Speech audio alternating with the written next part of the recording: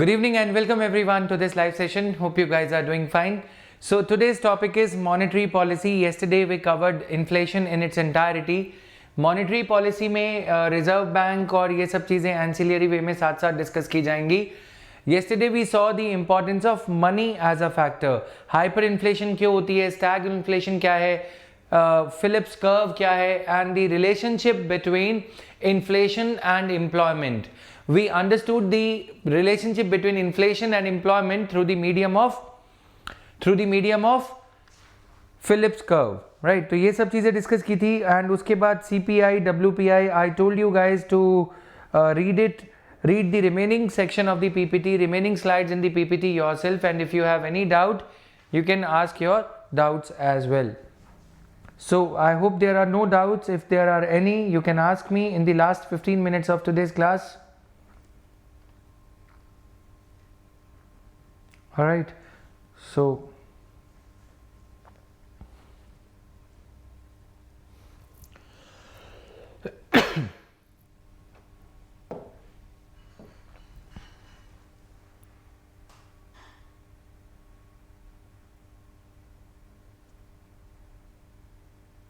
shall we start? Disadvantage of WPI is that it does not include the prices at the retail level. It does not account for the logistical handicaps that are there in India. मतलब goods जो हैं ware house से किराना store तक, local grocery store तक आते आते जो अगर उनका प्राइस बढ़ जाता है तो WPI उसे कैप्चर नहीं करता. Clear?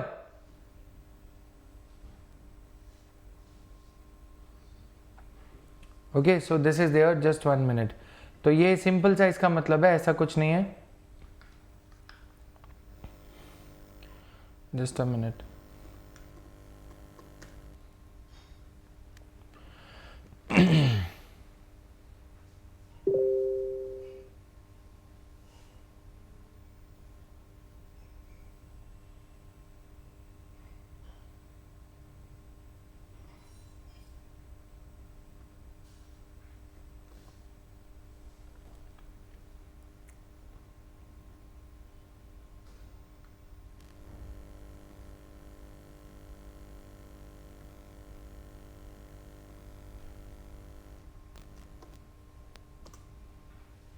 Now let's begin. Monetary policy part 1 है ये, part 2 भी है इसका. Introduction of the monetary policy, introduction to the monetary policy in India. What are the types of monetary policy? What are the objectives of monetary policy?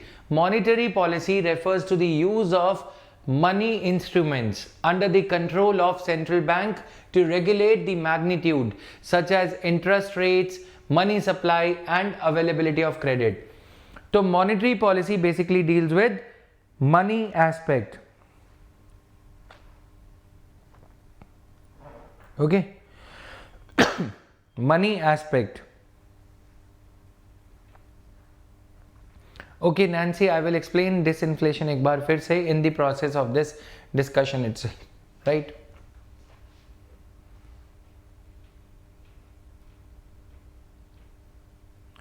So this is there now. Just 1 minute.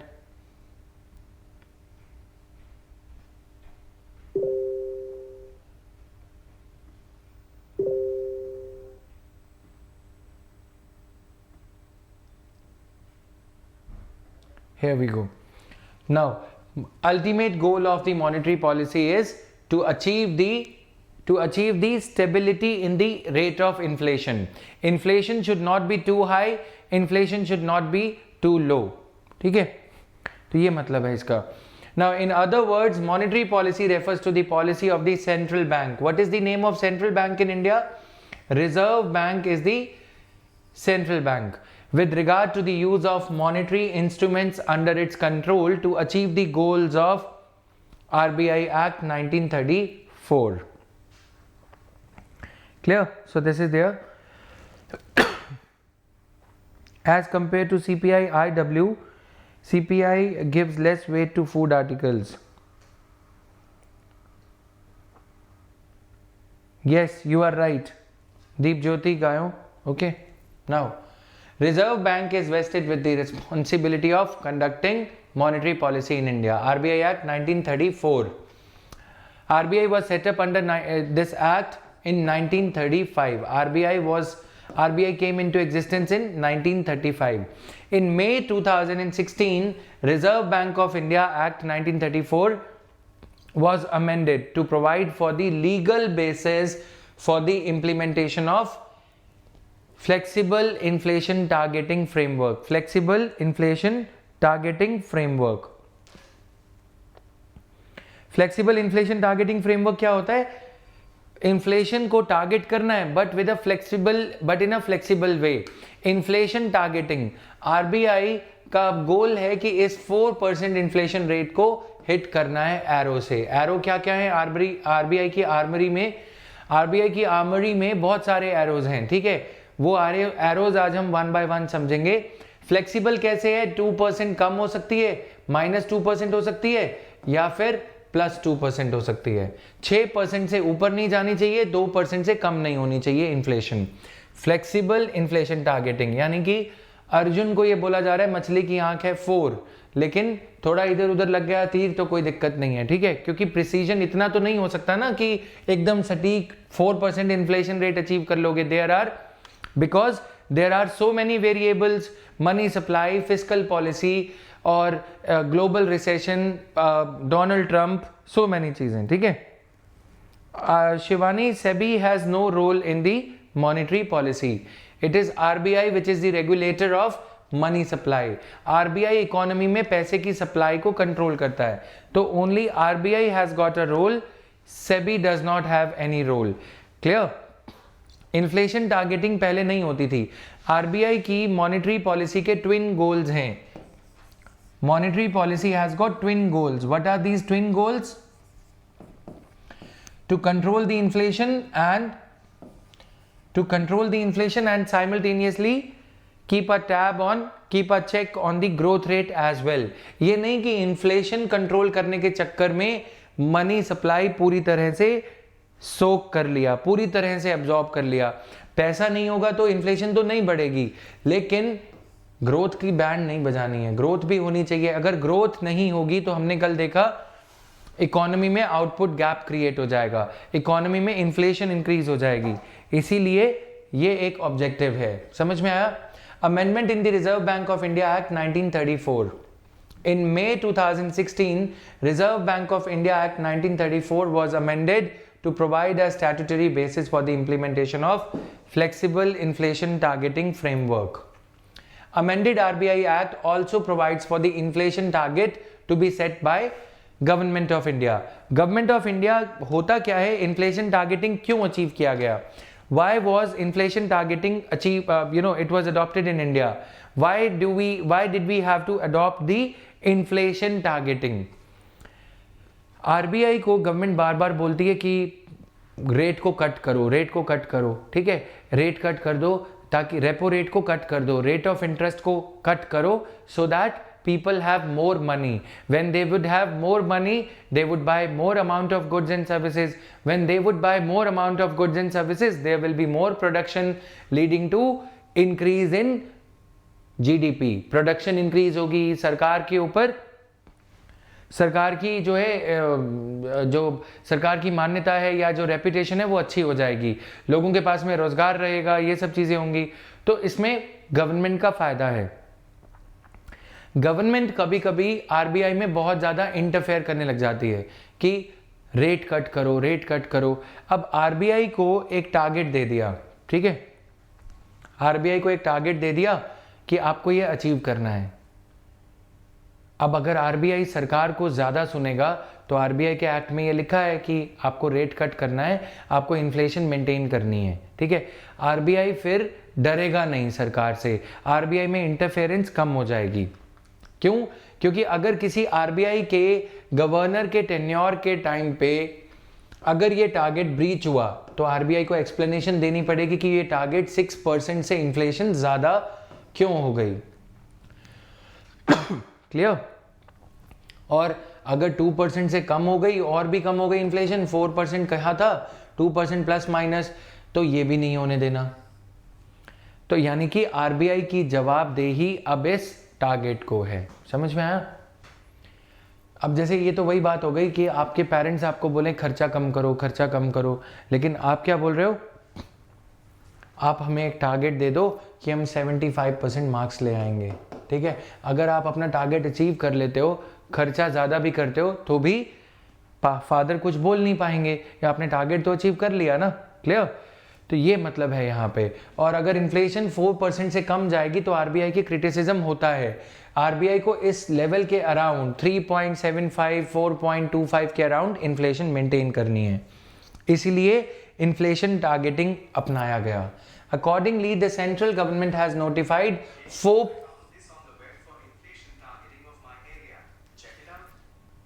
I'm so sorry guys. So this is there now.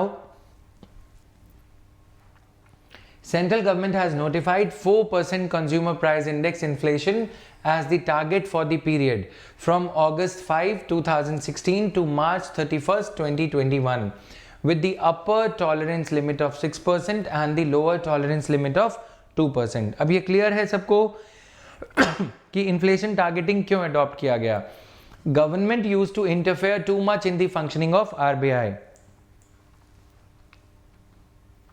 Clear?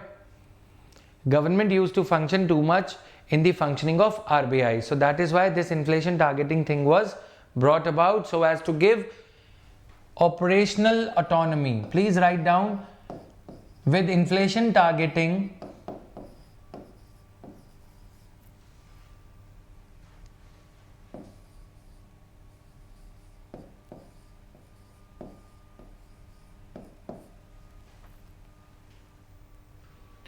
with inflation targeting,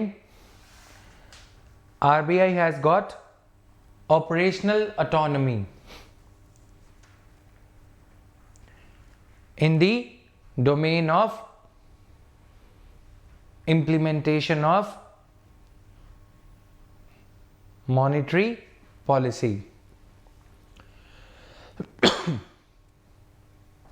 Where is Prateek Verma?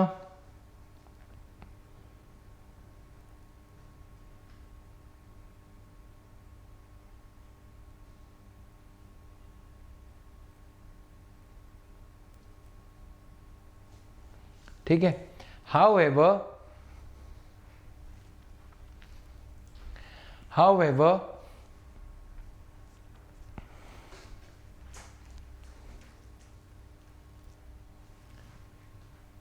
the tenure of, please write down after full stop, however the tenure of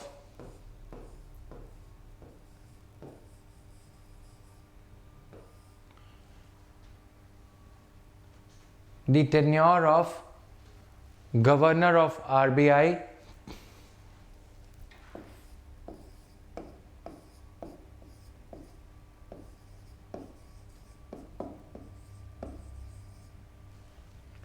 is not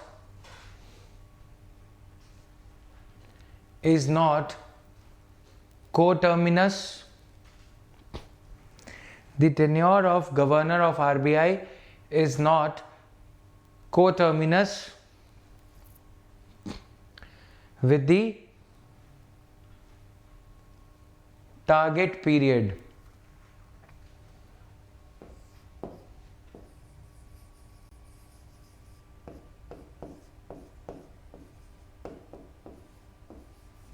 With the target period under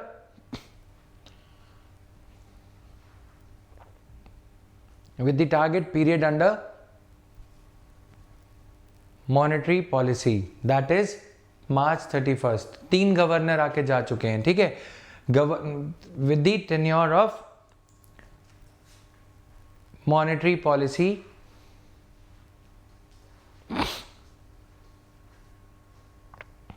that is August 2016 to March 31st, 2021।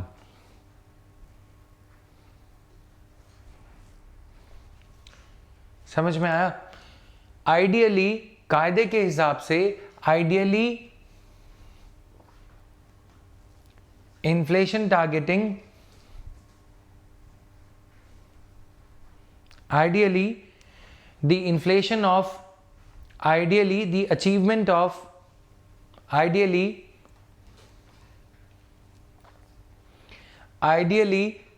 the achievement of, ideally comma the achievement of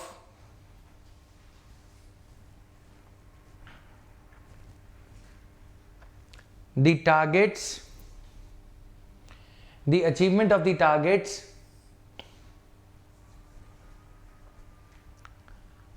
under the inflation targeting regime.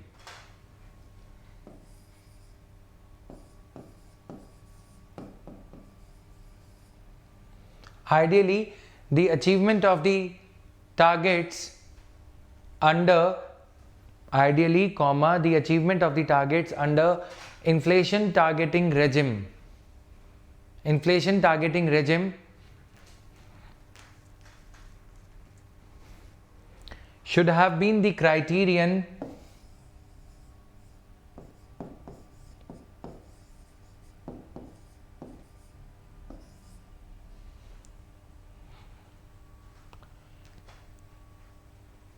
ideally the achievements of the targets under inflation targeting should have been the criterion for the performance, for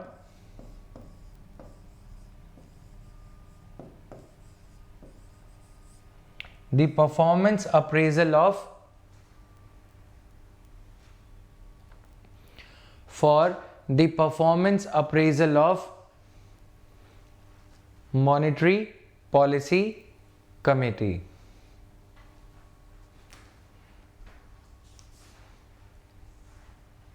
Ideally, the achievement of the targets under inflation targeting regime should have been the criterion for the performance appraisal of Monetary Policy Committee and the RBI governor.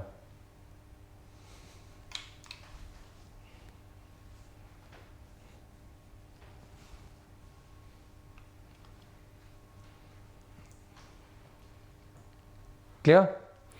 Inflation targeting लाया इसलिए गया था कि RBI के governor जैसे Raghuram Rajan, Urjit Patel government की नहीं सुनते थे।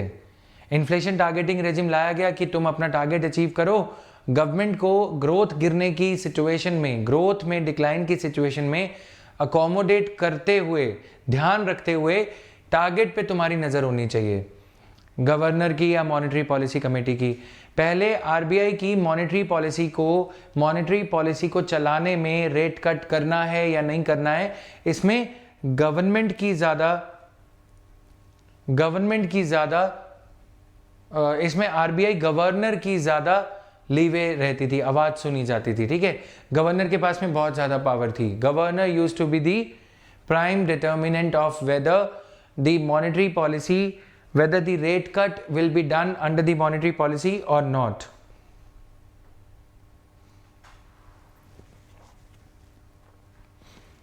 Clear? Monetary policy review होगी या नहीं, रेट कट होगा या नहीं, but after the arrival of, जिसको लिखना हो साथ साथ थोड़ा बहुत लिख लेना, पहले समझ लो। After the arrival of the monetary policy this committee inflation targeting, after the introduction of, next para में लिखना, स्टार्टिंग से लिखवा रहा हूं, before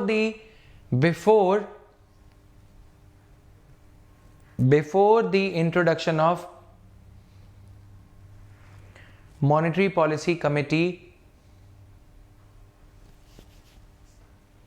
before the introduction of monetary policy committee and the inflation targeting regime,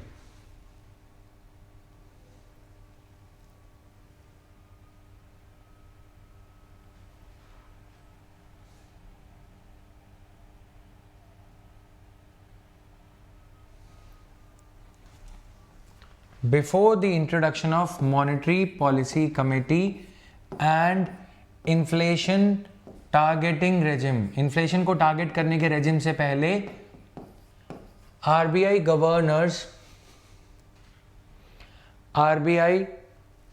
governors मत लिखो, RBI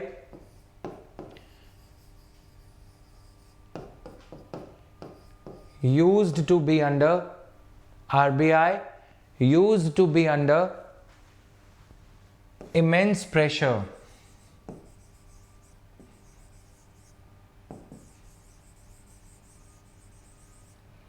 from finance ministry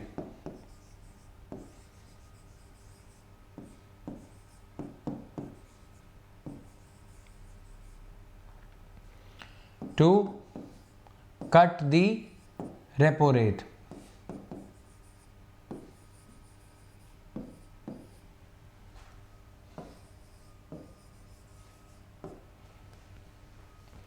Before the introduction of this and this, RBI used to be under immense pressure.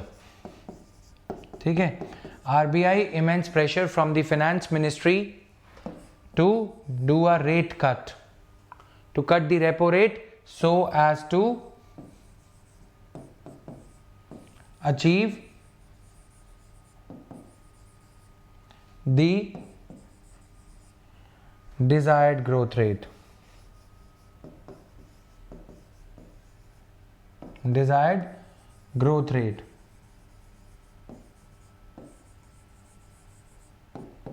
ठीक है, समझ में आया? So as to achieve the desired growth rate. It was expected after full stop, it was expected that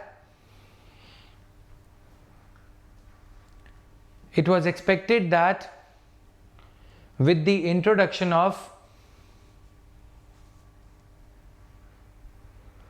Monetary Policy Committee and Inflation Targeting Regime,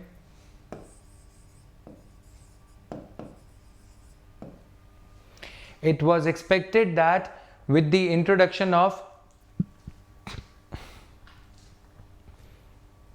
Monetary Policy Committee and Inflation Targeting Regime,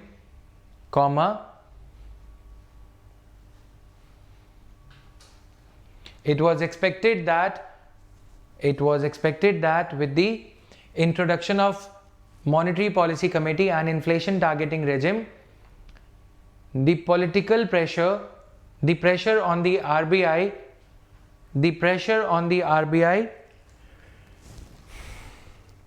from the political executive, the pressure on the RBI from the political executive, that is finance ministry,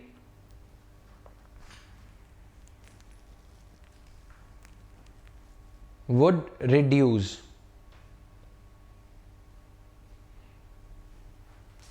ठीक है, अभी के लिए इतना ही.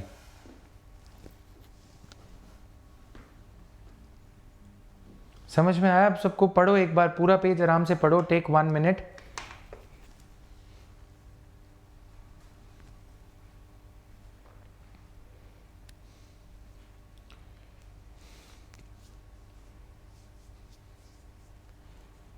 इसका analysis बाद में करेंगे कि क्या रिड्यूस हुआ है या नहीं हुआ है. The resignation of 2 governors, but the resignation of 2 governors, successive governors, Raghuram Rajan, फिर उसके बाद Urjit Patel, tells the other side of the story, right. और गवर्नर का जो टेन्योर है that is not coterminous. या तो मॉनेटरी पॉलिसी कमेटी के जो 6 मेंबर्स हैं उनका जो कार्यकाल है, उनका जो टेन्योर है ऑफिस में, वो को टर्मिनस होना चाहिए था. वो और इन्फ्लेशन पॉलिसी जो है एक साथ चलनी चाहिए थी, बट ऐसा नहीं हुआ.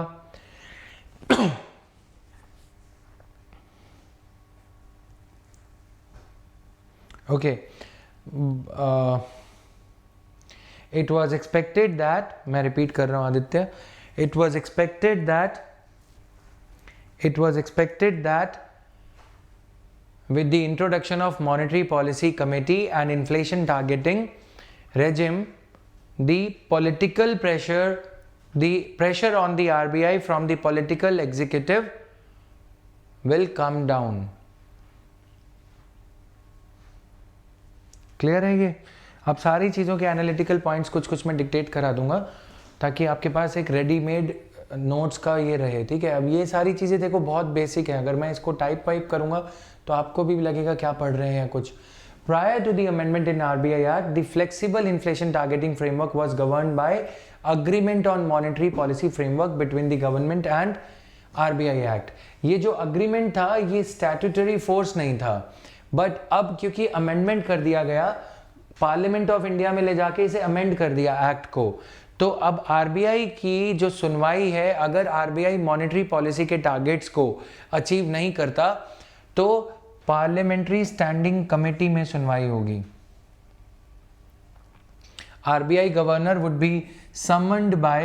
B asked by parliamentary standing committee to appear before itself. ठीक है, आरबीआई गवर्नर को इनको बताना पड़ेगा कि क्यों नहीं हो पाया. ठीक है, पहले आरबीआई गवर्नर किसको थे? मॉनेटरी पॉलिसी फ्रेमवर्क गवर्नमेंट के साथ में होता था. फाइनेंस मिनिस्टर फोन करते थे कि भाड़ में गया अग्रीमेंट, तुम रेट कट करो. ठीक है, रेट कट से सरकार को ये लगता है रेट कट से सरकार को लगता है कि सारी समस्या दूर हो जाएगी. All the supply side constraints will be made up for by the rate cut. Government used to assume, or government even today also assumes, or government wants the RBI to believe that by doing a rate cut in the rate of interest, government even today believes in the conventional logic that by doing a cut in the rate of interest, all the problems of unemployment, slowdown will go away. ठीक है, देखो मैं बहुत slow बोल रहा हूँ, थोड़ा सा पेन तेज चलने लगेगा थोड़े दिन में. ठीक है, इतना सही, इतनी स्पीड पे बोलूँगा कि हैंडराइटिंग भी खराब ना हो और लिखना भी आ जाए. क्लियर? गवर्नमेंट ये सोचती है कि रेट कट कर देगा आरबीआई तो सारी प्रॉब्लम छू मंतर हो जाएगी, जबकि ऐसा नहीं होता. ठीक है, क्योंकि सप्लाई साइड कॉन्स्ट्रेंट्स अपना काम, अब कोई अगर मान लो कि मेरे यहाँ इलेक्ट्रिसिटी नहीं आती तो मैं जनरेटर थोड़ी लगवाने बैठूंगा कि मेरे को ग्रो करना है, आरबीआई ने लोन दे दिया, एसबीआई ने लोन दे दिया, है ना, तो ये एक दिक्कत हो जाएगी. अब आगे चलते हैं. Types of monetary policy. Broadly there are two types of monetary policy: expansionary monetary policy, contractionary monetary policy. In addition to these measures, RBI also uses many qualitative tools to regulate credit flow and cost of credit to the economy. In addition to these measures, RBI uses many qualitative tools to regulate credit flow. अब expansionary monetary policy क्या होती है, contractionary क्या होती है, इसे समझते हैं. Expansionary monetary policy increases the money supply in order to lower the unemployment. In order to lower unemployment, boost private sector borrowing and consumer spending. Expansion in the supply of money. Expansion, इसके सामने लिख लो जिन्होंने, अब तो PPTs time से upload हो रही हैं, बताओ फटाफट.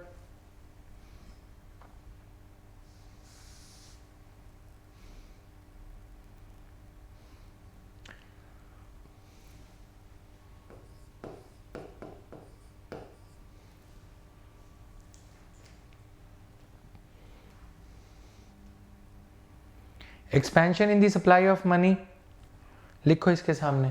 ठीक है,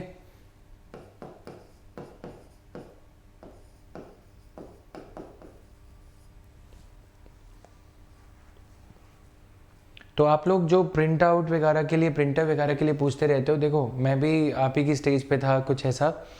तो HP का एक प्रिंटर आता है, लेज़र प्रिंटर, थोड़ा महंगा आता है, 9-10-11 हज़ार का है. अगर किसी को परचेज़ करना हो तो वो मॉडल परचेज़ करना, 6560 समथिंग कुछ ऐसा करके.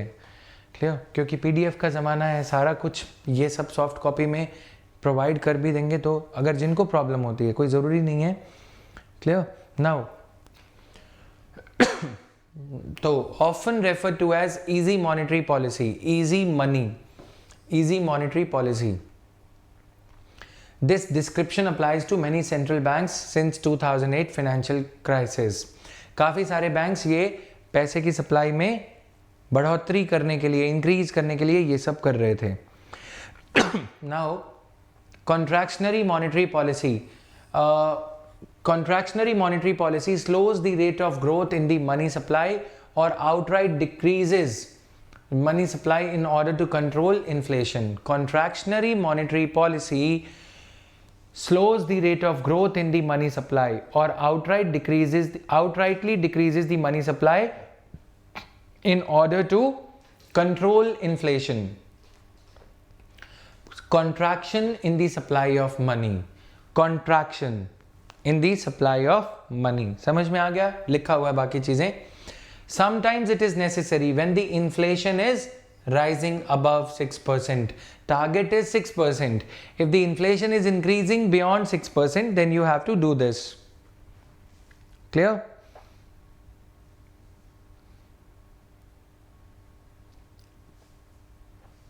All right. So ये इसका मतलब है. Contractionary monetary policy can slow economic growth. It can increase unemployment and depress borrowing. It can reduce the borrowing and spending by the consumers and businesses. रटना कुछ नहीं है, ये सिर्फ अंडरस्टैंडिंग बेस्ड है. फिर आता है न्यूट्रल मॉनेटरी. कभी कभी न्यूट्रल पॉलिसी होती है तो उसके बारे में भी बात करेंगे. Now what is accommodative monetary policy. कभी कभी क्या होता है कि इन्फ्लेशन बढ़ रही होती है. जैसे अगर मेरे को मैथमेटिक्स के वे में समझाना हो, what is the target? 4%. If inflation is already 5%, what should RBI do? Please answer. What should RBI be doing if in case inflation is already above 4% or let's say 5%? तो RBI को ऐसी situation में क्या करना चाहिए?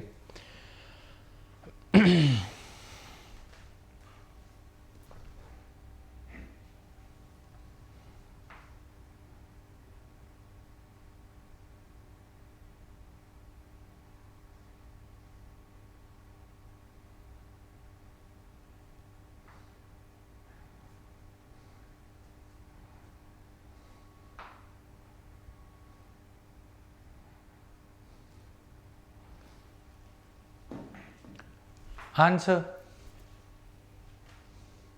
Contractionary monetary policy है ना. Yes. अब जब ऐसी सिचुएशन में आरबीआई अकोमोडेट करता है, यानी कि RBI takes the risk of reducing the rate of interest, जोखिम उठा रहा है ना RBI, then it is called RBI. Then it means that RBI is accommodating the government, accommodating the government's concern for declining growth rate. Contraction, the accommodative monetary policy, लिख लो. Accommodative monetary policy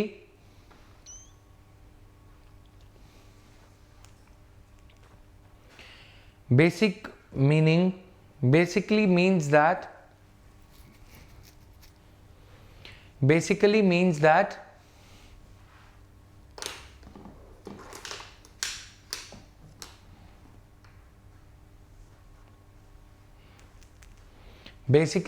that RBI here तुम लोग बीच बीच में call करते हो.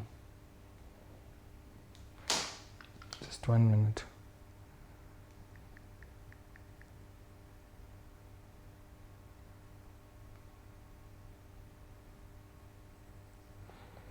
Basically means that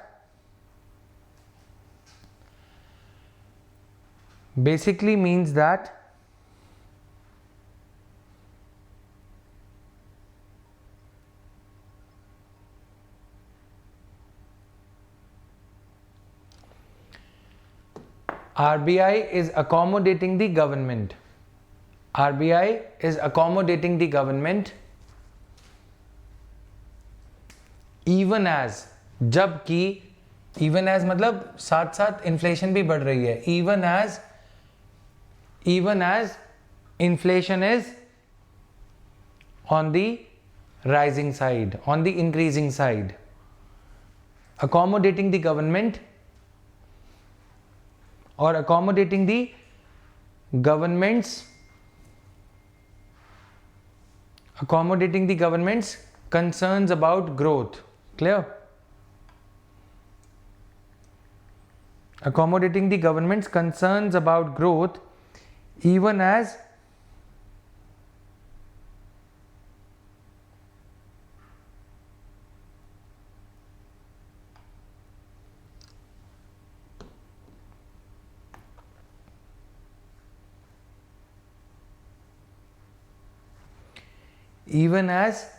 the growth, even as the inflation is on the rising side.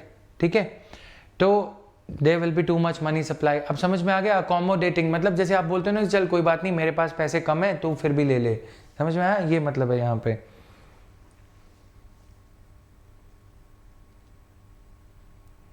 Sir हम तो पढ़ रहे हैं. Very nice. So coming here, to avoid inflation, most of the central banks alternate between the accommodative most of the central banks alternate मतलब कभी policy का rate बढ़ा दिया, कभी कम कर दिया. Most of the central banks alternate between the accommodative monetary supply and the tight monetary policy in varying degrees, in different degrees, to encourage growth while keeping the inflation under control.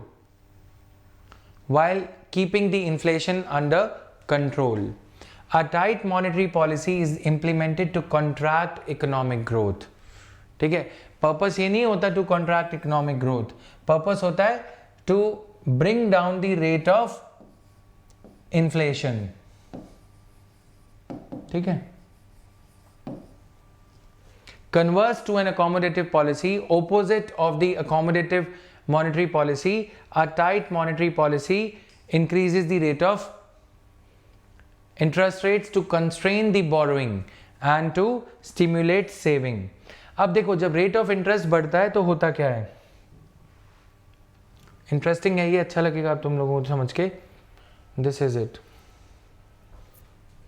जब rate of interest bank RBI increase करता है तो क्या होता है, money supply, tight money supply हो जाएगा. ठीक है, टाइट मनी सप्लाई हो जाएगा. और टाइट मनी सप्लाई का मतलब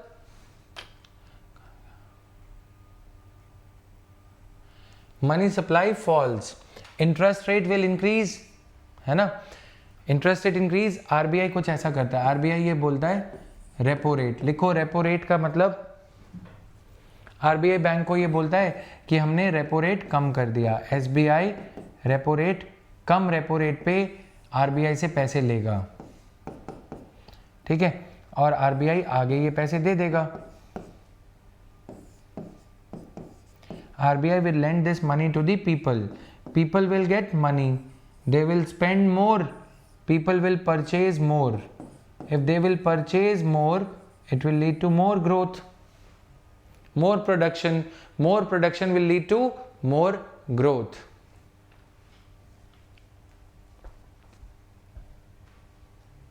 Got it?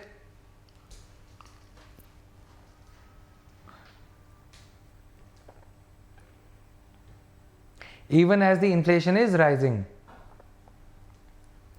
Yes, repo rate means repurchase agreement. I'm going to explain, I'm going to dictate this. Clear है?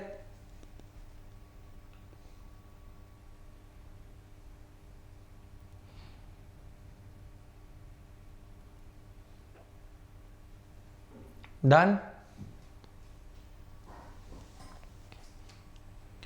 रीपर्चेज, ये है टाइट मनी पॉलिसी में.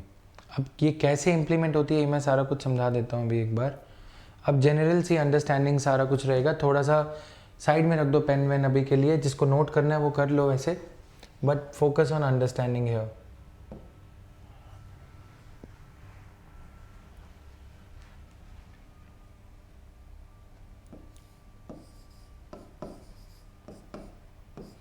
आरबीआई ऑर्डिनरी टाइम्स में एसबीआई को क्या बेचता है? Government securities. गवर्नमेंट को जब कर्जा चाहिए होता है ना, हर साल गवर्नमेंट अपने बजट में एक टारगेट सेट करती है कि हम इकोनॉमी में 20 लाख करोड़ रुपए खर्चने जा रहे हैं, 20 लाख करोड़ रुपीस हम खर्चने जा रहे हैं, जिसमें से 6 लाख करोड़ की गवर्नमेंट बॉन्ड्स खरीदेगी, बॉन्ड्स बेचेगी। अब जब बैंक्स के पास में बॉन्ड्स जाएंगी तो क्योंकि गवर्नमेंट की बॉन्ड्स हैं, गवर्नमेंट से ऊपर कुछ नहीं होता। देखा ना पीएम केयर्स कर करके कितने पैसे इकट्ठे कर लिए प्राइम मिनिस्टर मोदी ने, है ना। तो गवर्नमेंट के नाम पे जब कभी एसबीआई वगैरह को मौका मिलता है तो गवर्नमेंट की एफडीज आरबीआई से खरीद ली जाती हैं और आरबीआई इनको गवर्नमेंट सिक्योरिटीज दे देगा। एसबीआई के पास में जो state bank of India, HDFC, इनके पास में जो सरप्लस कैश होता है वो रख देते हैं, ठीक है।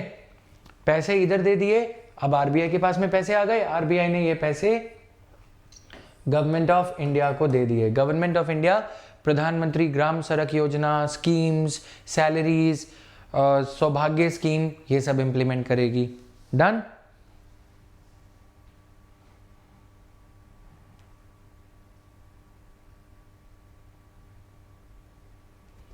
क्लियर? जस्ट सी, ठीक है।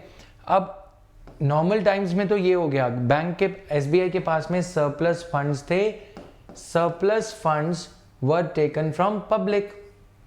जब आरबीआई, अब दूसरा सिनेरियो ये है स्टेज 1, नॉर्मल चल रहा है सब कुछ, ठीक है। स्टेज 2 क्या होता है? Inflation is high,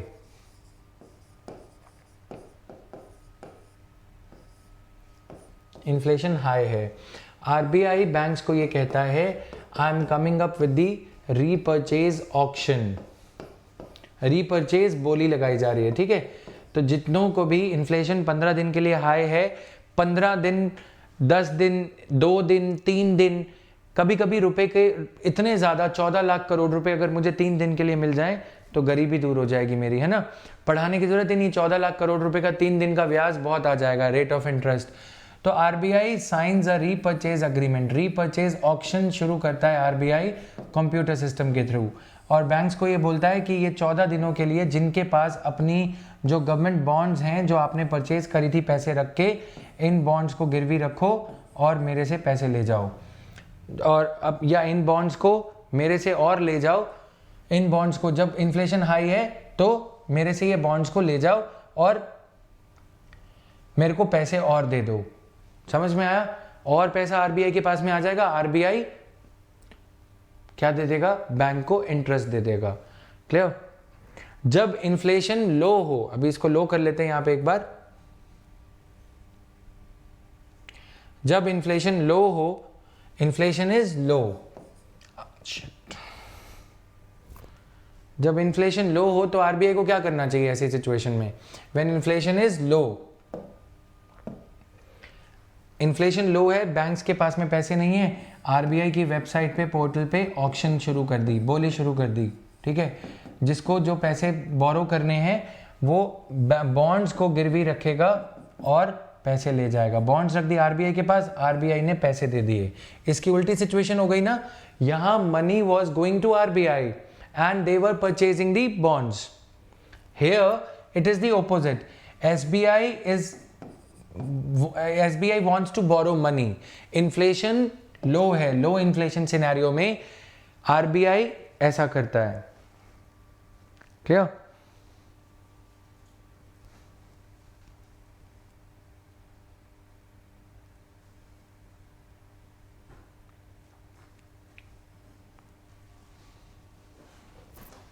money is flowing towards banks.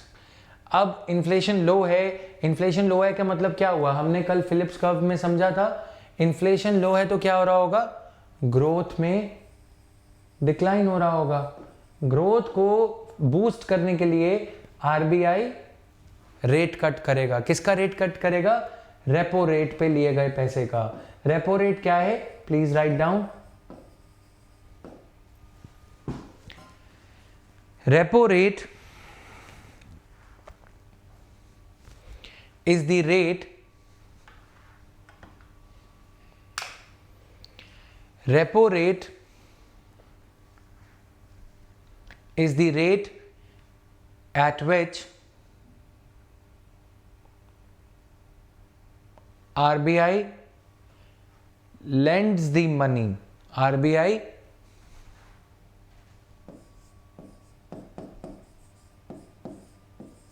lends the money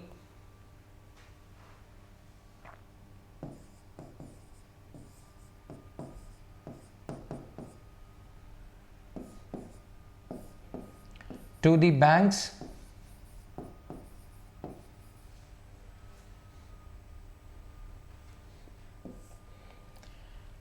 in need of money, to the banks which are in need of money.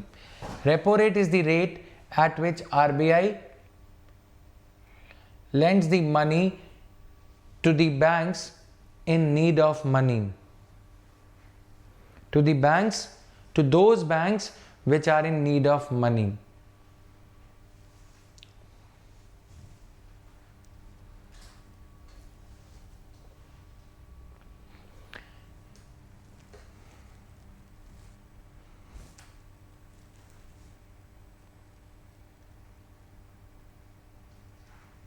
Clear? Repo rate to the banks in need of money on the basis of a repurchase agreement. Repurchase agreement. On the basis of a repurchase agreement.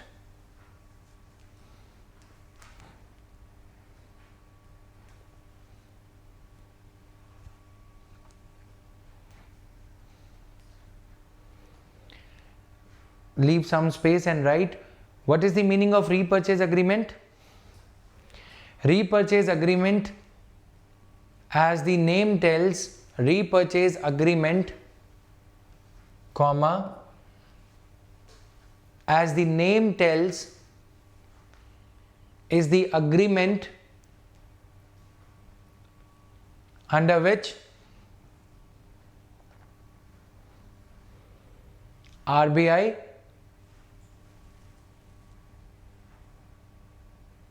repurchases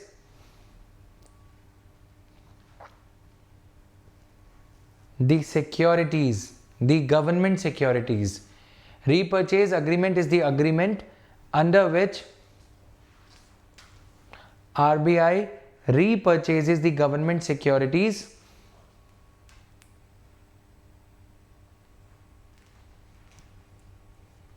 from the banks.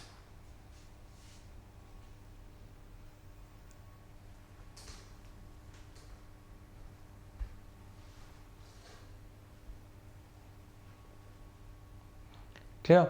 And lends them the money. And lends them the money.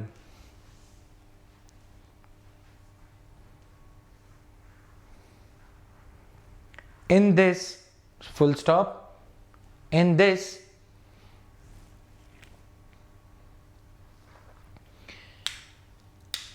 actually, in this comma, actually, securities, government securities are being kept as collaterals.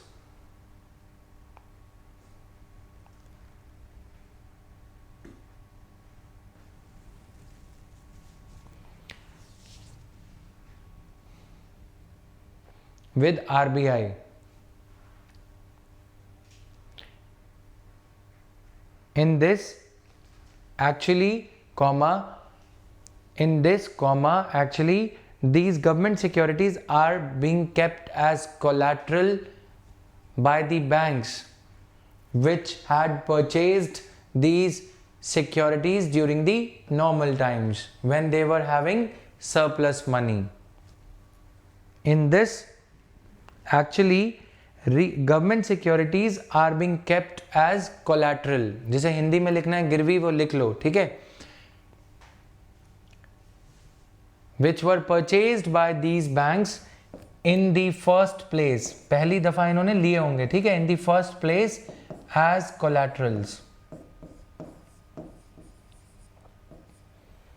These were purchased by the government, these were purchased by the banks in the first place during the normal times. During the normal times, that is when they had surplus cash. ठीक है, क्योंकि इस पे interest मिलता है, repo rate जो government security होती है. गवर्नमेंट सिक्योरिटी परचेज करी, जैसे हमारे पेरेंट्स फिक्स डिपॉजिट परचेज करते हैं ना, वैसे ही बैंक्स आरबीआई से गवर्नमेंट सिक्योरिटी परचेज करते हैं. क्लियर?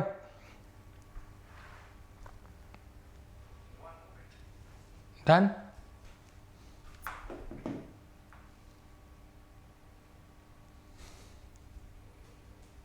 क्लियर है ये सबको? पढ़ो इसे एक बार.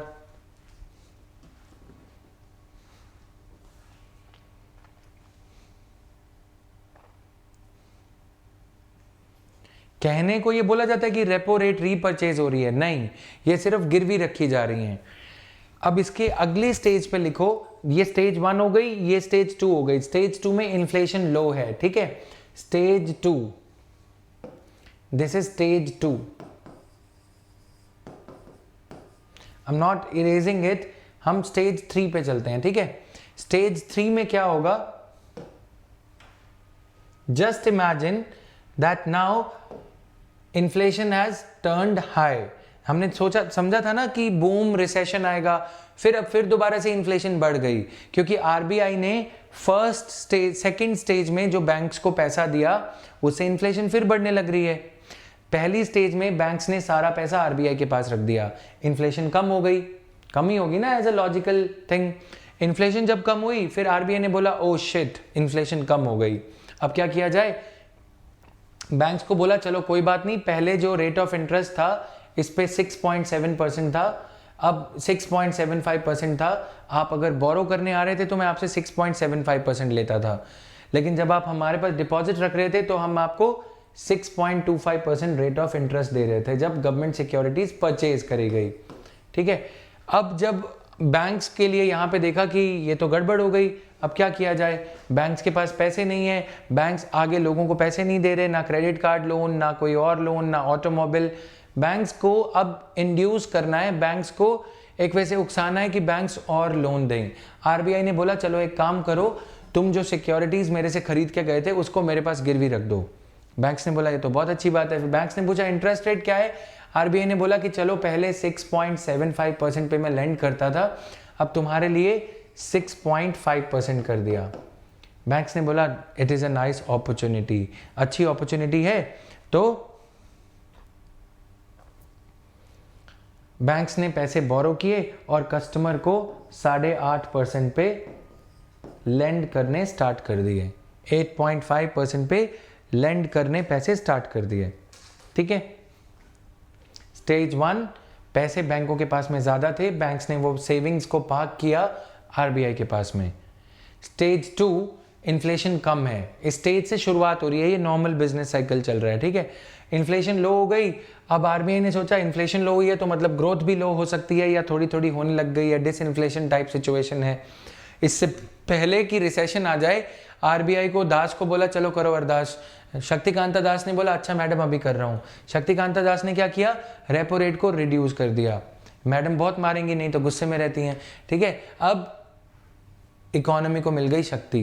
ठीक है, दास की अरदास पूरी हुई, अगला टेन्योर मिल जाएगा जो भी होगा, लेकिन रेट कम हो गया. अब जब रेट कम हो गया तो बैंक्स को लगा कि ये गिरवी रखे हुए हैं जो कागज, इस पे इंटरेस्ट तो मिलेगा ही. अभी ये जो पैसे हमारे पास, हमने जो बॉन्ड्स रखी हैं, ये आरबीआई के पास में रख देते हैं, लोन ले लेते हैं, विजय माल्या आएगा तो उसको 8.5% पे दे देंगे. डन? इतना तो सबको समझ में आ गया. Basis points is 0.25. ठीक है, इतने बेसिस पॉइंट्स. क्लियर? समझ में आया सबको? 3 स्टेजेस नहीं है, ये मैं सिर्फ समझाने के लिए बोल रहा हूं. Is it clear to everyone? Please answer. Anybody, any doubt? एक बार उस पैराग्राफ को पढ़ो. अब रीपरचेज हो गया ना, ये Bank RBI is in a way doing the repurchase. This agreement of keeping the bonds as a collateral with RBI it is called as a repurchase, कि चलो मैंने अपनी चीज़ तुम्हें दी थी, मैं उसको गिरवी रख रहा हूँ. इमेजिन करो, देखो क्या करते हो तुम, जब किसी गोल्ड स्मिथ से तुम्हारी फैमिली जब गोल्ड लेती है, कोई भी मदर या फादर, ठीक है, जब घर पे पैसे चाहिए होते हैं, कंस्ट्रक्शन करवाना है, मकान किराए पे देंगे चढ़ा के, ये सब होता है इंडियन फैमिलीज में, सब जगह होता है, ठीक है. तो क्या करते हो, उस गोल्ड सुनारे के पास में जाते हो, अग्रीमेंट करते हो, कागज वागज नहीं साइन करते, ये बोलते हो कि चलो ये लो, हमारा 100 मतलब 1 लाख रुपए का गोल्ड है, 80,000 हमें दे दो.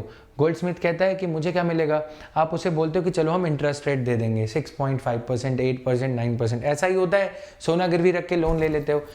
तो क्या जब गोल्ड स्मिथ अपना ही बेचा हुआ गोल्ड आपसे रीपरचेज कर रहा है, आप उसे बेच नहीं रहे क्योंकि आप लालची हो. क्यों लालची हो, गोल्ड का प्राइस फिर बढ़ेगा, इतने महंगे सोने के जेवर बनवाए थे, फिर दोबारा आना पड़ेगा, इससे बढ़िया तो यही है, ठीक है. G-Secs क्या होती हैं ये भी बता देता हूँ, समझ में आया. गवर्नमेंट सिक्योरिटीज क्या होती हैं ये बता देता हूँ, ये मिसिंग लिंक है इसमें, तो अभी समझा देता हूँ. गवर्नमेंट सिक्योरिटीज का मतलब ये होता है, सिक्योरिटी का मतलब एक कागज होता है जिसे गवर्नमेंट कहती है, उस पर लिखा होता है कि I the finance minister or government of India undertakes to pay the holder of this government security undertakes to pay the holder of this security rupees 10,000 crore on the date of maturity.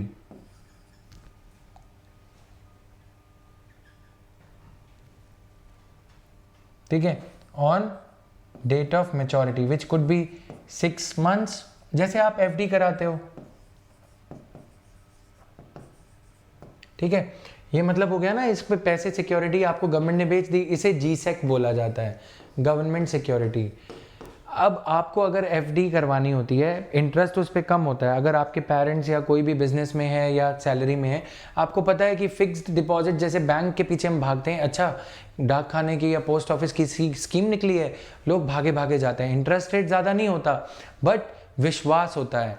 वैसे ही banks को government security पे विश्वास होता है. Bank को ये पता है अगर विजय माल्या को देंगे, पता लगा नाम लिखा है माल्या और खाल्या है, समझ में आया कि कल को मुकर जाएगा, तो बैंक के ऊपर, बैंक को गवर्नमेंट के ऊपर भरोसा है, तो गवर्नमेंट के पास 10,000 करोड़ रुपए इन्वेस्ट करके रख दिए, ठीक है.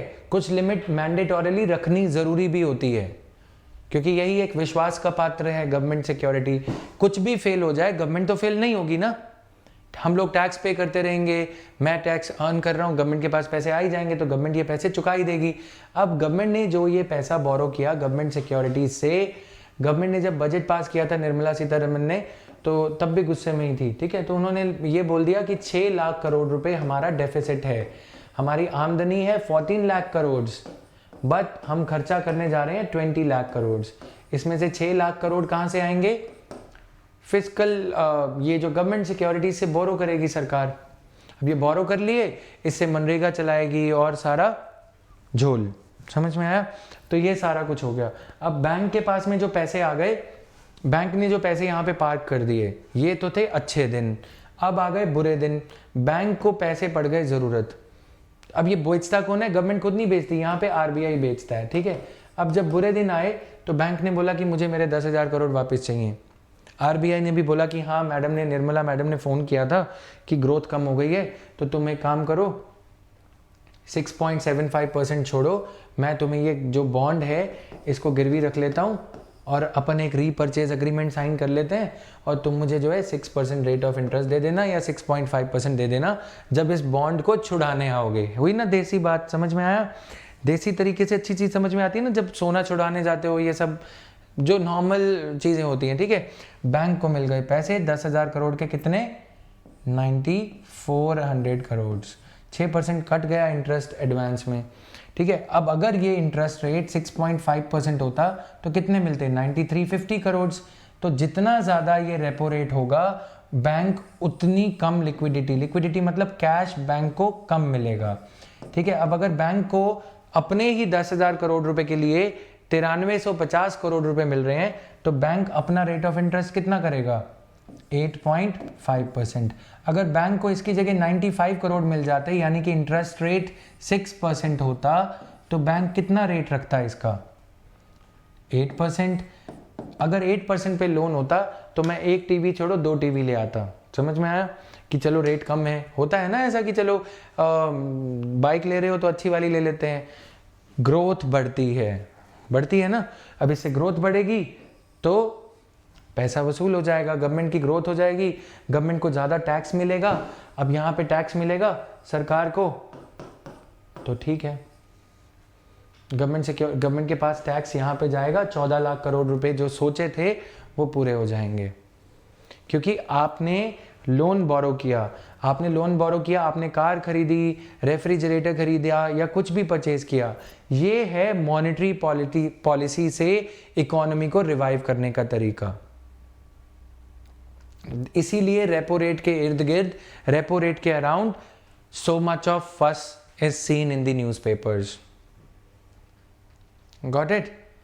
This is not only SBI, there could be ICICI, HDFC, जीवन के बाद भी, ठीक है, सारा कुछ ये यहीं पे होता है, इसी रेट पे सारा कुछ डिपेंड करता है। अभी मैं आगे इसका एक और पिक्चर समझाऊंगा। तो ये था general explanation of government securities. Government securities just like fixed deposit given to you by government. I'm so sorry guys, we'll turn it off today. So got it?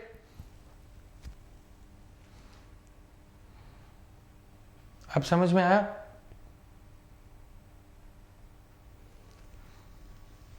ये है मॉनेटरी पॉलिसी की side. अब दूसरी side समझे, stage 1, stage 2, inflation लो थी। अब जब RBI ने रेट ऑफ इंटरेस्ट 6.5 छोड़ो, गुड न्यूज़ दे दी, बोला कि 6.5 छोड़ो 6% कर देते हैं, लोग टूट पड़े लोन लेने के लिए। ठीक है, सब लोग, आप लोग भी ऐसे ही करोगे, दिवाली के आसपास ये सब ग्रोथ बहुत ज़्यादा बढ़ गई। अब ऐसी सिचुएशन में क्या होगा, स्टेज 3 आ जाएगी।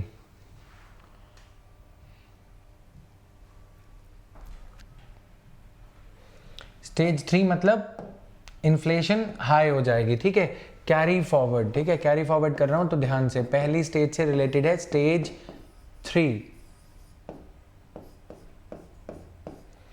Inflation high.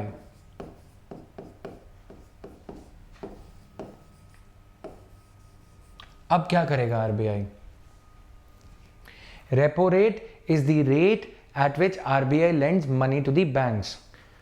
उल्टा चला दिया, अब बोले कि रिवर्स रेपो रेट। ठीक है, आरबीआई ने बोला कि इन्फ्लेशन देखो ज़्यादा हो गई है, बैंक्स को ये बोला कि हम ये कर रहे हैं कि यदि आप हमारे पास पैसे डिपॉजिट करोगे यदि, तो हम आपको 7% रेट ऑफ इंटरेस्ट देंगे। बैंक ने फटाफट से कुबेर पोर्टल ओपन किया, आरबीआई का जो पोर्टल है जहाँ पे ये सारी ट्रांजैक्शंस होती हैं, अपने पैसे डिपॉजिट करा दिए, और जो रिवर्स रेपो रेट था, यानी कि पैसे डिपॉजिट करा दिए और सिक्योरिटी गिरवी रख दी और सिक्योरिटी खरीद ली, छुड़वा ली दोबारा से। ठीक है, रिवर्स रेपो रेट। जो पुरानी ट्रांजैक्शन थी उसका कोई लेना देना नहीं है, ये अब ये है कि सिक्योरिटी छुड़वा ली फटाफट से। ठीक है, पैसे रख दिए बैंक के पास में, इसे बोला जाता है reverse repo. Reverse repo rate is the rate, please write down, reverse repo rate is the rate at which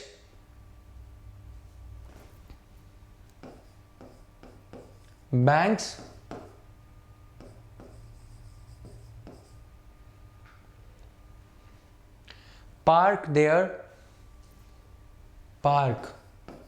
car parking लगाते हो ना, banks park their surplus money, surplus cash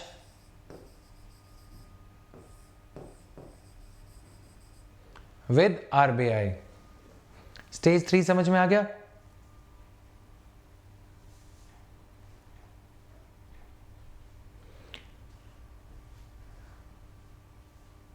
sir last वाला पॉइंट नहीं समझ आया, कौन सा? ये रिवर्स रेपो वाला। देखो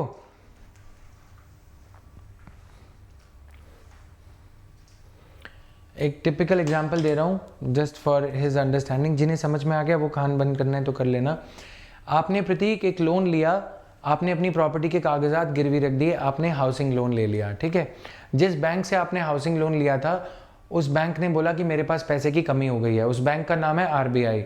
उस बैंक ने बोला कि चलो तुम एक काम करो, तुमने जो कागज़ मेरे पास गिरवी रखे थे ना, तो अपन वो पुरानी वाली डील को भूल जाते हैं कि तुमने मेरे से 15 लाख लोन लिया था 6.5% पे। अब एक काम करो, तुम मेरे को पैसे दे दो और मैं तुम्हें 7% लोन दूंगा। तो तुमने बोला वो जो पुराना अग्रीमेंट था उसका क्या? वो बैंक ने बोला, आरबीआई ने, कि ठीक है वो रेपो रेट वाला अग्रीमेंट, रीपर्चेज अग्रीमेंट सेम ही रहेगा, अब अपन रिवर्स रीपर्चेज अग्रीमेंट कर लेते हैं। यानी कि तुम मेरे को पैसे दे रहे हो और मैं तुम्हें नए रेट ऑफ इंटरेस्ट तुम्हें पे करूंगा। तुमने बोला ऐसा क्यों? आरबीआई ने तुम्हें बोला कि छोड़ो तुम ये सब मत चक्कर में पड़ो, बस ये समझो कि महंगाई आ रही है और मेरे को ऊपर से मैडम ने फ़ोन किया है कि इन्फ्लेशन ज़्यादा हो रही है, तो कंट्रोल करो इसको। समझ में आया? रिवर्स रेपो रेट का मतलब ये है, तुम्हें कुछ और एग्जाम्पल देना पड़ेगा, नहीं समझ में आएगा। समझ में आया अभी कि नहीं आया? मेरे पास उल्टा एग्जाम्पल रेडी है अभी, फटाफट से। प्रतीक फटाफट से बताओ। अब now this example is going to be on the funny side.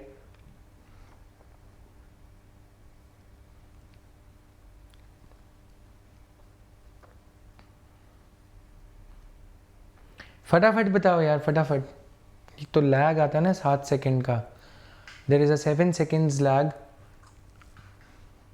Late him answer, there is no pressure on anybody, say yes और नो फ्रीली। नो, नहीं समझ में आया, ठीक है। एक्सेस कैश को सक करने के लिए, यस,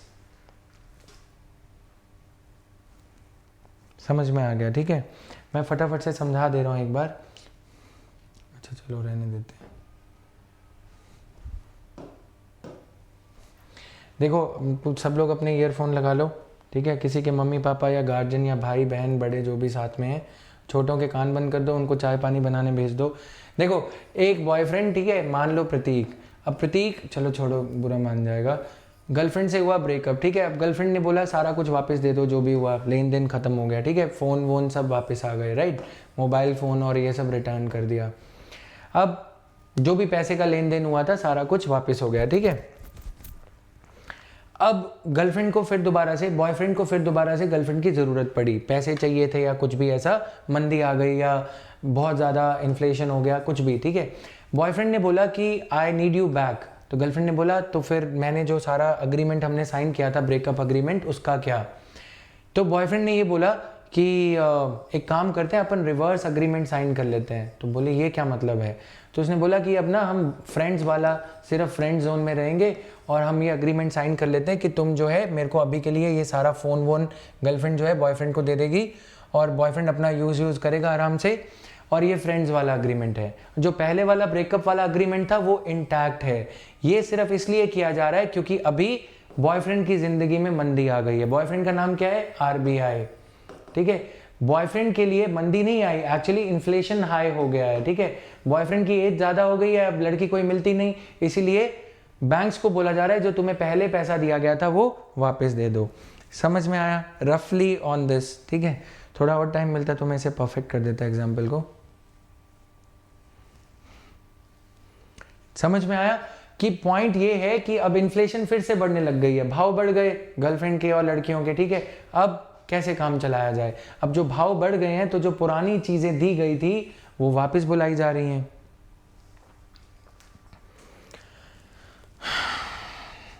थोड़ा सा समझ में आ जाना चाहिए। Is it clear now? ये और किसको? प्रियांशी, क्लियर हुआ आपको? गाइस ये सिर्फ समझाने के लिए कहा जाता है। फटाफट बताओ, आगे चलना है, आज ये टॉपिक खत्म करने गाइस, फटाफट। समझ में आया? लिक्विडिटी एडजस्ट कर रहे हैं, बेसिकली ये है। रिफाइंड एग्जांपल पे आते हैं। रिवर्स रेपो को भूल जाओ, रिवर्स रेपो को भूल जाओ अब, क्योंकि सिक्योरिटीज लिमिटेड हैं, इसीलिए उन्हीं सिक्योरिटीज में खरीद परचेज करी जाती है। समझ में आया? उन्हीं सिक्योरिटीज में। अब अगर मैं इसका एक और अच्छा एग्जांपल दूं तो ये होता है जैसे आप बैंक से जब आप कोई बाइक परचेज करते हो ना, तो बैंक उसमें हायर परचेज अग्रीमेंट लिखता है। आरबीआई, कोई भी बैंक से, एचडीएफसी या किसी से, हायर परचेज अग्रीमेंट का मतलब ये होता है कि जब तक आप उसकी ईएमआई पे कर रहे हो तब तक तो ठीक है, तब तक आपने परचेज कर रहे हो। जिस दिन आपने ईएमआई पे करनी बंद कर दी तो बैंक कोर्ट में जाएगा, एचडीएफसी या पीएनबी, और वो ये बोलेगा कि हमने तो सिर्फ ये हायर चार्जेस पे दी थी। यानी कि जो आपने ईएमआई पे करी है, इवन दो 90% ईएमआई आपने पे कर दी, बट वो सिर्फ हायरिंग चार्जेस थे। Unless you pay the complete loan, bank will invoke the hire side of it. Hire मतलब सिर्फ आपने किराए पे वो बाइक ली थी, परचेज नहीं करी थी। और अगर आप पूरा पे कर दोगे तो हाँ, आपने बाइक परचेज करी थी, बाइक आपकी हुई।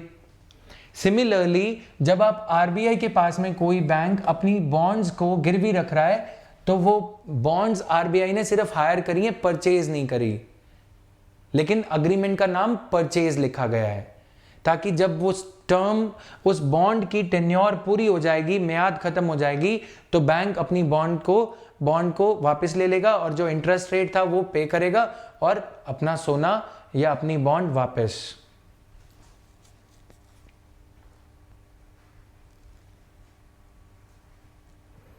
रेपो रेट से डील बाद में जो उस बॉन्ड पे फेस वैल्यू पे जो लिखा हुआ है वो रेट तो मिलेगा ही मिलेगा। प्लीज अंडरस्टैंड, ये जो इस पे रेट लिखा है कि गवर्नमेंट इस पे आपको 6% देगी, ये तो मिलेगा ही मिलेगा, ये तो फिक्स्ड है, ठीक है। लेकिन अभी 3 महीने के लिए, 4 महीने के लिए जब बैंक को पैसे की जरूरत पड़ रही है, तो बैंक इसको गिरवी रख रहा है रेपो रेट पे आरबीआई के पास।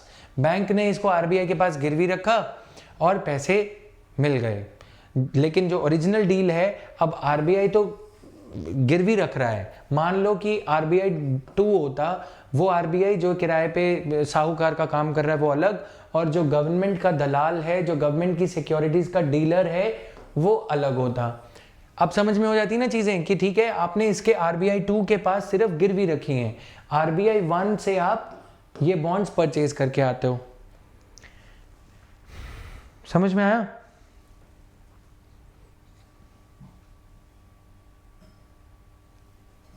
Clear? Reverse repo rate is the rate at which RBI parks the savings of the banks at the rate which is called as reverse repo rate. अभी इसका लास्ट पार्ट, जिससे कि सारा कुछ clear हो जाएगा, इसको हम इरेज कर सकते हैं।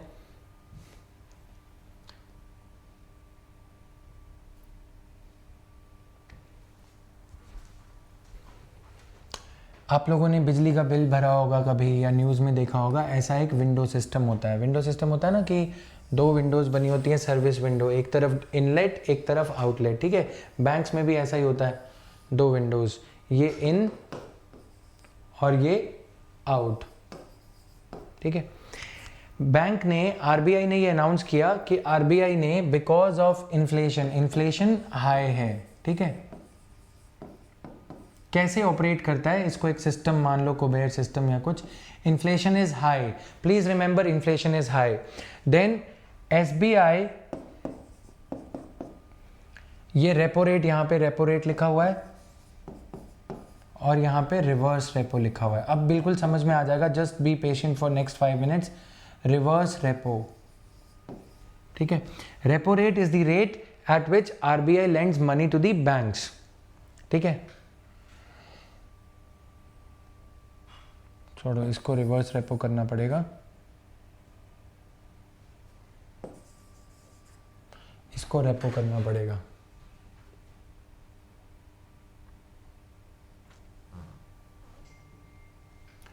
ठीक है। तो SBI has got surplus cash. SBI के मैनेजर यहाँ पे गए, उनके पास में कैश था 5,000 10,000 करोड़ रुपए, ठीक है। सूट बूट और सूटकेस और ये सब लेके गए। अब यहाँ पे उनकी मुलाकात हो गई पीएनबी, क्योंकि पीएनबी तो लुट चुका है, ठीक है। पीएनबी के मैनेजर यहाँ पे गए, उनके पास में एक और सूटकेस है, ठीक है। तो ये खाली सूट, इनके पास सूटकेस नहीं है, ठीक है, खाली हाथ है इनके, क्योंकि नीरव मोदी और ये सब हो चुका है, ठीक है। अब इन दोनों बैंकर्स ने, ये दोनों एक दूसरे से हाथ बात मिलाने लगे कि क्या हुआ, इनके पास रुपए हैं। आरबीआई के जो, एसबीआई के जो चीफ हैं, बैंक ने ये कहा कि हमने अब, पहले जो रेपो रेट था, previous repo rate was 6% reverse repo, अब इसको 6.75% कर दिया। इन्फ्लेशन बहुत हाई चल रही थी इसीलिए।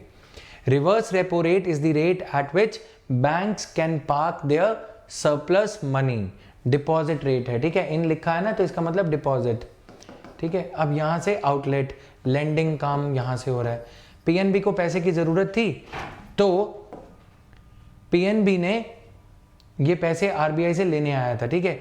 रेपो रेट कितना होगा, अगर मैं एक बैंक चला रहा हूं, मेरा नाम आरबीआई है, तो मैं जिस रेट पे पैसा ले रहा हूं उससे ज्यादा रेट पे ही दूंगा ना, 7% होगा या 7.25% मान लेते हैं, ठीक है। पहले ये कितना था 6.5 नहीं 6.76, तुम्हारे लिए क्या करें इसको 7% मान लेते हैं, ठीक है, कंफ्यूजन ना हो इसलिए। Repo rate is the rate at which RBI lends money to the banks.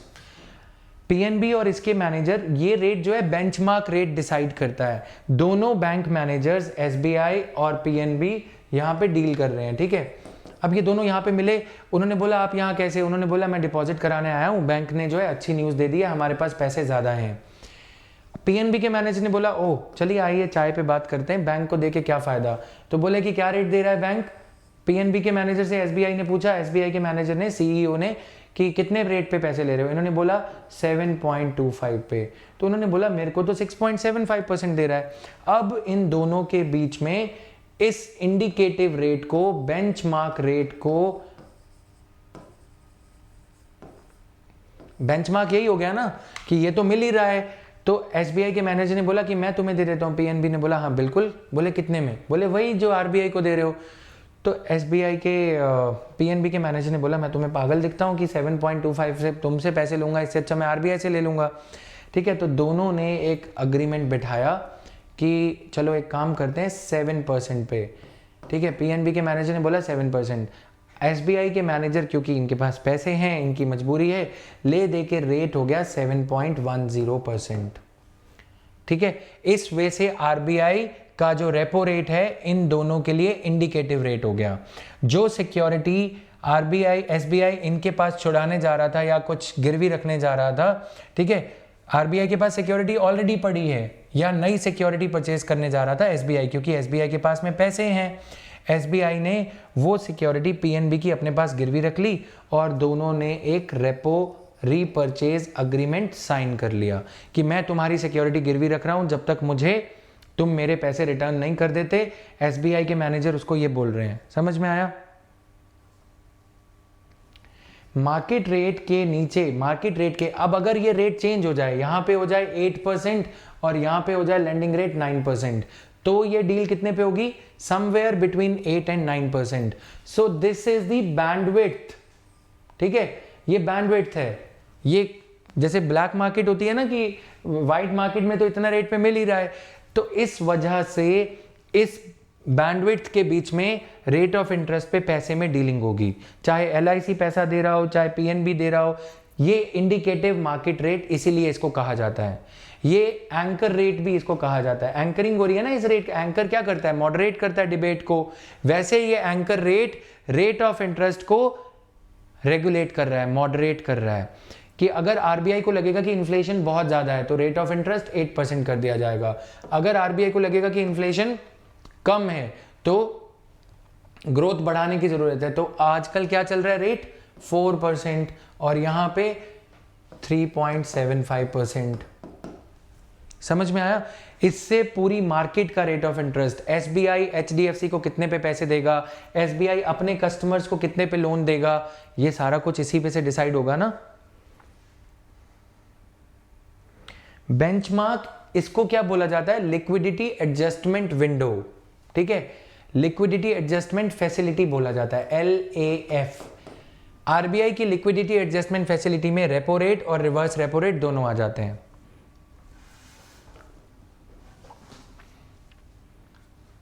Shall I explain again?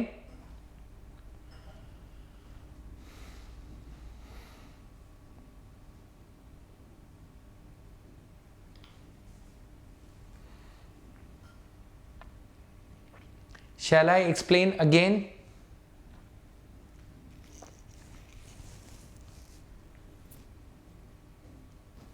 इसका स्क्रीनशॉट लेना हो जिनको ले लेना, PNB, ठीक है।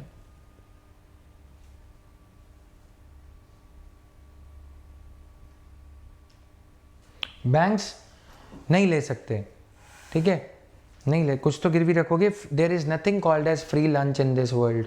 That free lunch is only between the loved ones. किसी को नहीं क्लियर है तो बताओ, ठीक है. कुछ इस तरह से ये डीलिंग होती है, इसीलिए इसको बेंचमार्क रेट कहा जाता है या एंकर रेट कहा जाता है. जैसे टीवी एंकर है अंजना अनुराग कश्यप, जो भी नाम है, ठीक है. LAF का मतलब है लिक्विडिटी एडजस्टमेंट फैसिलिटी.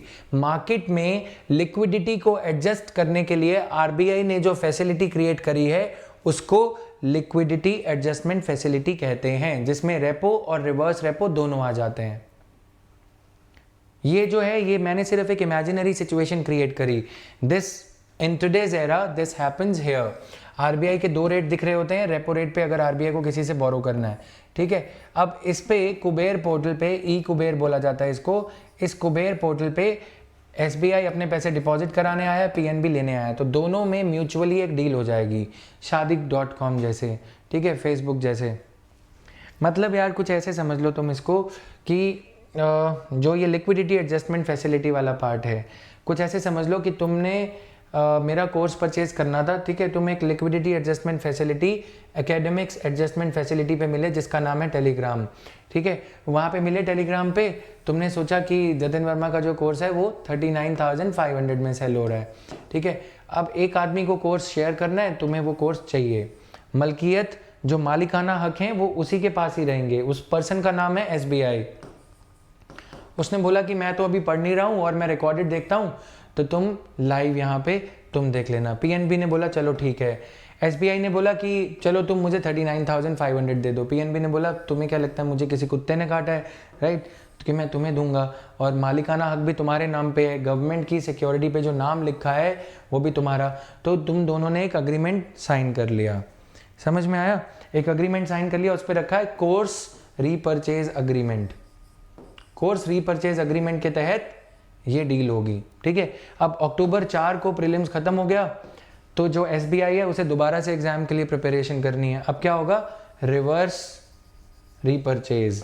PNB को बोला कि देखो अब मुझे लाइव देखना है, तो तुम मेरे कोर्स के मालिकाना हक मुझे दे दो. PNB ने बोला हाँ ठीक है, मेरा भी UPPCS का एग्जाम सर पे आ गया है, मेरे पास सरप्लस बुक्स हैं अभी के लिए, तो तुम ये पैसे ले लो. समझ में आया? इन्फॉर्म अपने आप हो जाता है. ये डील जो है, जो पेपर वर्क है यहाँ पे कोर्स रीपरचेज अग्रीमेंट वाला, वो यहाँ पे ही होता है, ठीक है. तो दोनों ने डील कर ली कितने पे? 32,000 रुपीज पे. अब जब ये डील ज़्यादा होगी, PNB को जब मतलब मान लो SBI को काली पड़ गई, SBI को फटाफट से लाइव सेशंस देखने हैं, तो फिर क्या होगा? SBI को एकदम से पैसे चाहिए. क्यों? क्योंकि SBI ने जिन लोगों के डिपॉजिट्स लिए थे फिक्स डिपॉजिट, वो लोग पैसे वापस लेने आएंगे.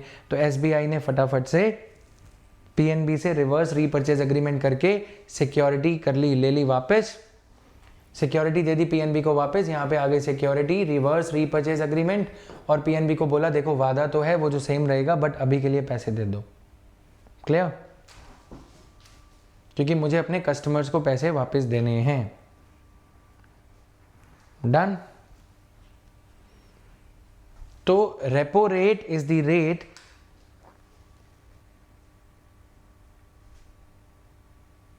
देखो, to make a business sense out of the operations, repo rate will always be higher than the reverse repo rate. The rate at which RBI, that is me, RBI, the rate at which I am going to purchase money. What is rate of interest? Cost of money. Cost of money तो है. The rate at which I am going to borrow money has to be lesser than the rate at which I am going to lend this money. तो RBI, repo rate is the rate which will always be higher than reverse repo rate. In today's scenario, since it is around 4%, so that means what conclusion can you draw when I tell you that ordinarily the rate is 6%? That means some recessionary trend is going on. When the repo rate and the reverse repo rate are below the long-term average, duration देखो, duration होता है 7 days आजकल 7 days है, फिर 14 days है, फिर intraday भी है, ठीक है। इस मार्केट से पूरा पैसा रेगुलेट किया जाता है। अलग अलग तरह के रेपो के, जैसे कि 1 महीने का कोर्स हो, फिर 3 महीने का कोर्स हो, फिर 6 महीने का, फिर 1 साल का, राइट। लेकिन यहाँ पे क्योंकि लिक्विडिटी 7 दिन के लिए लिक्विडिटी कम है, sometimes it is mentioned in the newspaper that long term liquidity is going to be comfortable. It's about the short term liquidity of 7 days. ठीक है, 7 डेज के लिए लिक्विडिटी कम है तो आरबीआई क्या करेगा, 7 डेज का जो रेपो ऑक्शंस हैं, रेपो ऑक्शंस होती हैं, आरबीआई ये बोलता है कि हम 3 लाख करोड़ रुपए तक के बॉन्ड्स के रीपर्चेज अग्रीमेंट करने के साइन करने के लिए रेडी हैं, जिसको लेना है ले जाओ। आरबीआई एक बैंड क्रिएट कर देता है कि 3 से 4% के बीच में, first come first serve basis पे एसबीआई आए या एचडीएफसी आए, फटाफट से ये बॉन्ड्स जिसको अप्लाई करनी है कुबेर पोर्टल पे वो अप्लाई कर दो, तो बैंक्स फटाफट से आते हैं। अब इससे क्या होता है, शॉर्ट टर्म लिक्विडिटी को स्मूथ आउट कर दिया जाता है।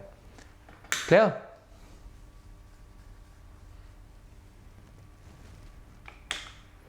बेसिस पॉइंट्स का कॉन्सेप्ट ये होता है सिंपल, जैसे कि 25 बेसिस पॉइंट्स, 0.25 को 25 बेसिस पॉइंट्स बोला जाता है।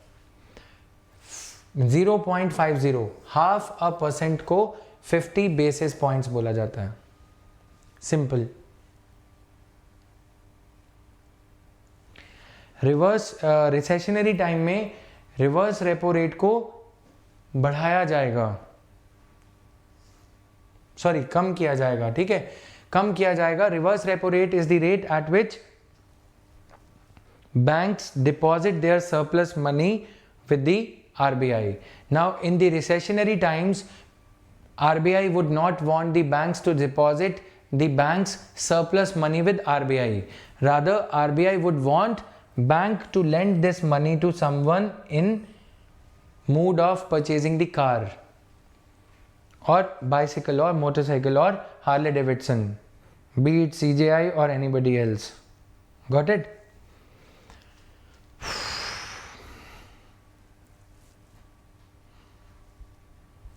ठीक है, अभी के लिए ये समझ में आ गया। Are you guys attempting the questions? The MCQs that are shared, are you guys attempting those MCQs?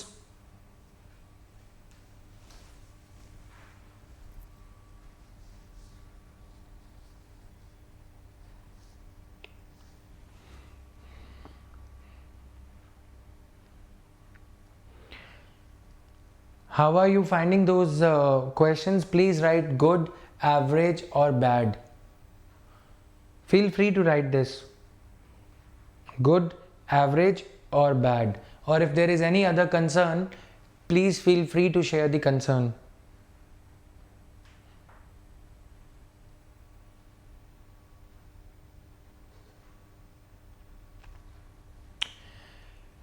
MCQs do not take more than 5 minutes to attempt, so please be regular with the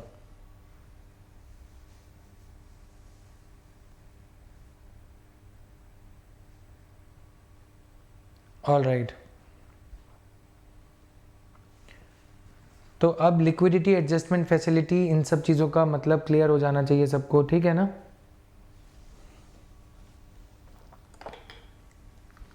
done. अब इसको खुद से पढ़ोगे, आज थोड़ा class come, half an hour जल्दी छोड़ रहा हूँ मैं। जिन लोगों के MCQs पेंडिंग हैं उनके MCQs आप लोग कवर करोगे। Tomorrow is Saturday, right? Yes, that will happen. Akshay, on some of the topics news article, I mean the questions are not there because these are very basic. ये आगे क्या पढ़ेंगे, अगर पूरी पिक्चर अभी बता देंगे तो फिर डॉन 2 कैसे बनेगी प्रतीक? डॉन 2 भी तो बनानी है, फिर डॉन 3 आएगी, फिर 4 आएगी, 5 आएगी, समझ में आया? तभी तो पिक्चर चलेगी। अगर एक दिन में सारा कुछ कवर हो जाएगा तो फिर। Yes Alok, posted questions are not synchronous with the topics going on in the class. We'll correct this, okay? Akshay will correct this. But कभी कभी आपको भी थोड़ा समझना होगा कि एक टॉपिक पे कुछ छोटे छोटे से टॉपिक्स हैं, इन पे क्वेश्चन ज़्यादा नहीं बन पाते। यस, सेशन के साइड वाले एमसीक्यूज। ठीक है, तो will continue tomorrow. See you at 8:30 for polity class. Please read this. आज के लिए थोड़ा ज़्यादा हैवी हो जाएगा अगर मैं आगे बढ़ूंगा, क्योंकि ये टॉपिक अपने आप में क्रिस्टलाइज होने में थोड़ा रिवीजन मांगता है। क्लियर? ध्यान से पढ़ना, जहाँ तक समझ आ रहा है वहाँ तक पढ़ना। इस पे ज़्यादा अभी दिमाग मत लगाना कैश रिजर्व रेशो क्या होता है, रेपो रेट पे सिर्फ ध्यान देना है। ठीक है, कल ये पूरा ही जो स्टोरी है रेपो रेट और बैंक रेट की, ये क्लियर हो जाएगी। Abhishek, no need to follow the prelims killer. Okay, no need.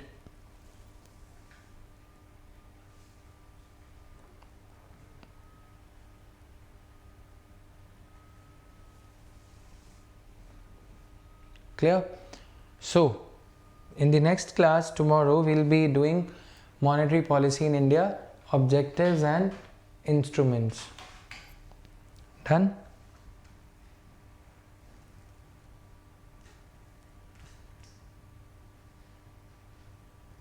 Okay, Deep Jyoti will cover that. That PPT is not here today. Though that topic is not there in this PPT. We'll be covering that, okay?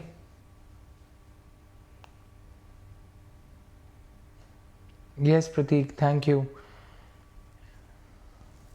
Okay guys, कल cover करेंगे इसको दीप ज्योति। Alright.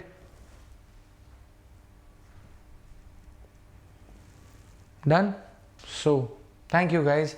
See you at 8:30 for the Indian polity class, in which we are going to read the most interesting article, Article 21, right to dignified living. And then we would see the golden triangle. All right. In class में दिए गए examples के आधार पे कोई भी repo rate और reverse repo rate वाली academic purchasing ना करे। Thank you guys.